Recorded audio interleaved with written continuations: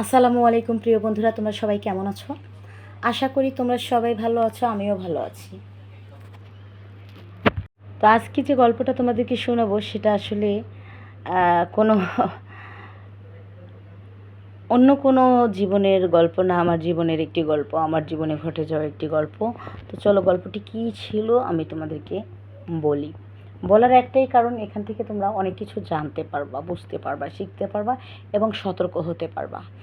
তো শুরু করি। প্রিয় বন্ধুরা, আমি আমার তিনটা অপারেশন হওয়ার কারণে আমি অনেক ফ্যাট হয়ে যাই। তো আমার একটা সময় মনে হলো যে আমার জিম করা উচিত। আমি পারিবারিকভাবে অনেক ডায়েট কন্ট্রোল করি, খাওয়া দাওয়া অনেক কিছু কন্ট্রোল করি, কিন্তু তারপরও আমি কিছুতেই নিজেকে কন্ট্রোলের মধ্যে রাখতে পারিনি। তো বাসায় বিষয়টা নিয়ে চর্চা হওয়ার পরে সবাই সিদ্ধান্ত নিল যে জিমে ভর্তি হওয়া দরকার। তো সবার কথা মতো আমি জিমেও ভর্তি হয়ে গেলাম। তো মোটামুটি এক সপ্তাহ আমি জিম করেছি। তো শরীরে অনেক ব্যথা, হাত পা লড়তে পারি না। প্রথম দিন যাই তো পরের দিন যাইতেই পারিনি, ব্যথায় তো চিৎকার আক্কার ফাক্কার ঘরের মধ্যে যাতা হয়ে গেছে। যাই হোক, তো আমি মেডিসিন নিয়ে আবার সুস্থ হয়ে আবার দুদিন পরে আবার গিয়েছি। তো ওই কয়েকদিন আমাদের মানে ট্রেনার ছিল। তো আমাদের মেয়ে ট্রেনারটা হঠাৎ করে অসুস্থ হয়ে যায়, আর জিমের মধ্যে একটি ছেলে ট্রেনার চলে আসে। তো প্রথম দিন হচ্ছে উনি জয়েন্ট করার পর নিজের পরিচয় সুনিশ্চিত করে, আর হচ্ছে আমরা যারা মেয়েরা ছিলাম সবার সাথে পরিচয় হয়। মোটামুটি খুব ভালোভাবেই সবাইকে উনি ওনার মতো করে ব্যায়াম শেখাচ্ছে, করাচ্ছে, কোনো সমস্যা নেই।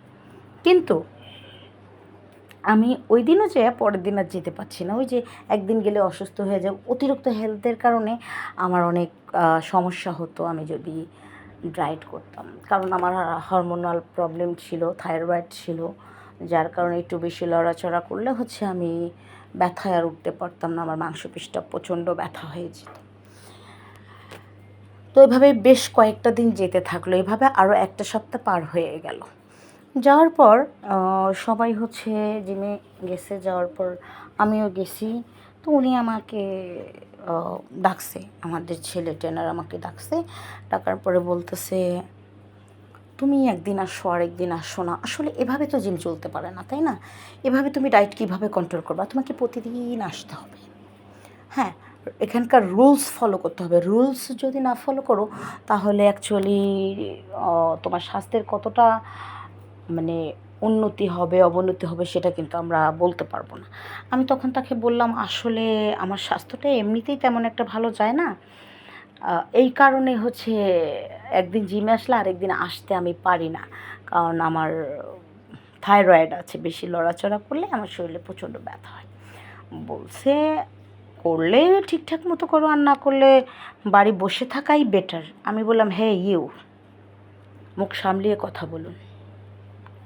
আমার যেদিন ভালো লাগবে আমি সেদিন আসবো, তাতে তো আপনার কিছু আসে যায় না। আচ্ছা, ক্ষতি আমার হলে হবে, আপনার কিছু হবে? আপনি বলুন, আপনি কেন এত চেঁচামেচি করছেন? আমাদের ম্যাডাম তো অনেক ভালো ছিল, উনি তো কখনো আমার সাথে চেঁচামেচি করতো না। ইনফ্যাক্ট উনি আমার সম্বন্ধে পুরোটাই জানতো।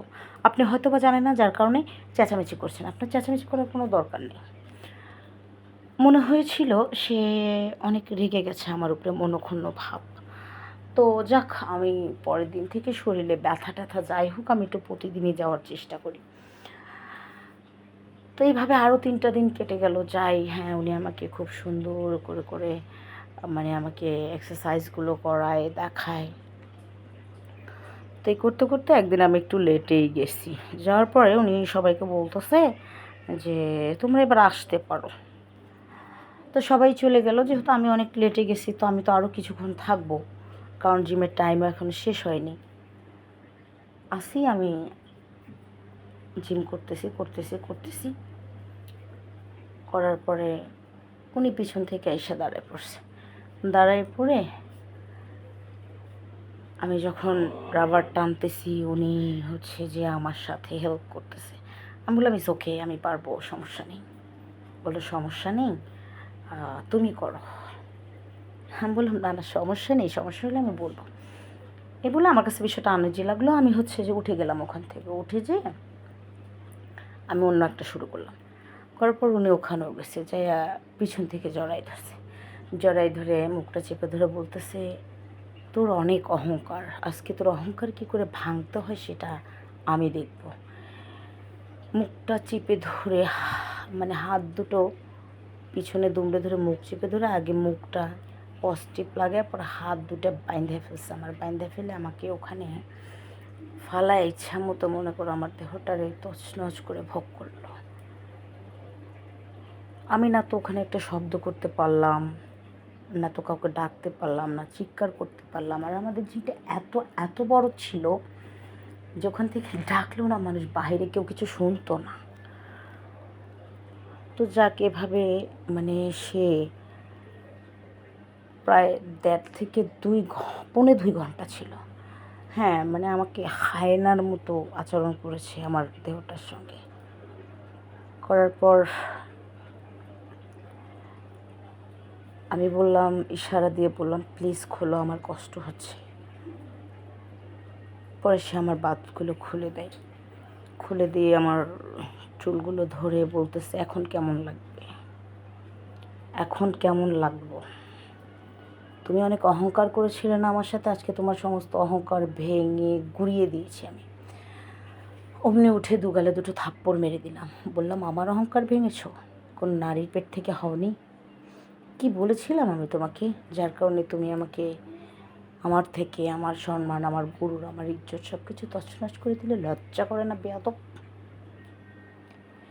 এই বলে একটা থাপ্পড় বসিয়ে দিলাম, কষিয়ে দেওয়ার পর যখন আমি কান্নায় খুব ভেঙে পড়ছিলাম তখন সে পুনরায় আবার আমাকে জড়িয়ে ধরলো, বললো আই এম সরি, আমি না বুঝতে পারিনি আসলে তুমি এতটা ভেঙে পড়বা। মানে তখন উল্টে ঘুরে আরেক থাপ্পড়। বললাম আমি তোমার নামে কমপ্লেন করে দেব, তুমি একজন ট্রেনার, তুমি আমাকে সুরক্ষা দেবে, এটা তোমার দায়িত্ব। অথচ তোমারই কাছে আমি হেনস্থার শিকার হলাম কেন? কী কারণে, কী খারাপ ব্যবহার করেছিলাম? আমি বলেছিলাম যে আমার হেলথ ঠিক থাকে না, আমি একজন থাইরয়েডের পেশেন্ট, আমি একদিন আসলে অন্যদিন আসতে পারবো না, স্বাভাবিক। এতে করে তোমার তো কোনো ক্ষতি নেই, ক্ষতি হলে আমার হবে, এটাই তো বলেছিলাম। এটার কারণে কি তুমি আমার সাথে যেটা করেছো সেটার প্রাপ্য ছিলাম আমি? তুমি নিজে থেকে বলো, আমি তোমাকে ছাড়বো না। এই বলে আমি সেখান থেকে বের হয়ে আসলাম। বের হয়ে এসে প্রথমে থানায়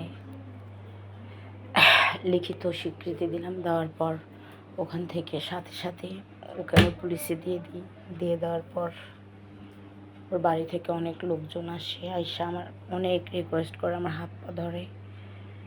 তো আমি কোনোটার কাছে মাথা নত করিনি। তো বলছে ওর সাথে দেখা করার জন্য, দেখা করলাম। ও অনেক অনুতপ্ত কার্যকলাপের জন্য। তো যেহেতু আমারও বিয়ে হয়নি আর ওরও বউ নাই, এই জিনিসটাকে মাথায় রেখে ওরা সরাসরি ওদের বাড়ি থেকে আমাদের এখানে বিয়ের প্রস্তাব দিয়েছে। বিয়ের প্রস্তাব দেওয়ার পর পারিবারিকভাবে আলোচনার মাধ্যমে আমাদের বিয়ের সব কিছু শেষ হয়ে যায়। পরে একটা লিখিত ইসলামে লিখিত নেওয়ার পর আমি আবার ওকে ওখান থেকে ছাড়াই। তখন ও আয়সা আবার আমার হাতে পায়ে ধরে আমাকে সরি বলছে এই ধরনের ভুল আর ওর জীবনে কখনো হবে না, কোনো মেয়ের সাথে হবে না, জাস্ট আমার সাথেই ফার্স্ট ভুল হয়েছে। আর হচ্ছে আমাকেই মানে ওর জীবনের শেষ ভুল আমি। এ বলে হচ্ছে ফাইনালি ও আমাকে বিয়ে করে। বিয়ে করার পর থেকে আমরা একসাথে আছি।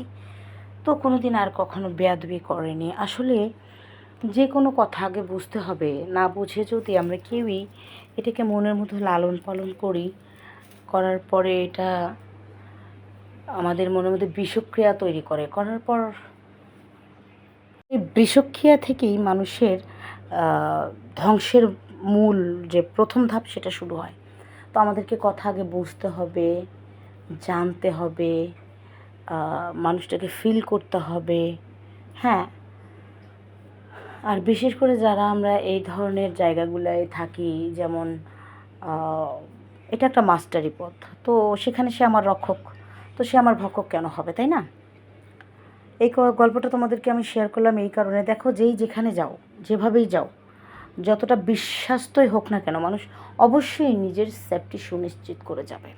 এই জন্যই শেয়ার করলাম, কারণ আমার সাথে ওর বিয়ে হয়ে গেছে, এতে করে হয়তো সমস্যার সমাধান হয়ে গেছে, কিন্তু আমার যে লাইফে কিছু একটা করার ছিল, আমার যে স্বপ্ন ছিল সেগুলো কিন্তু আধুরা রয়ে গেছে। আমি কিন্তু মন থেকে তছনছভাবে ভেঙে পড়েছি, আর ঘুরে দাঁড়াতে পারিনি। তো যাই হোক, সবাই ভালো থেকো, সুস্থ থেকো। আজকে এই পর্যন্তই।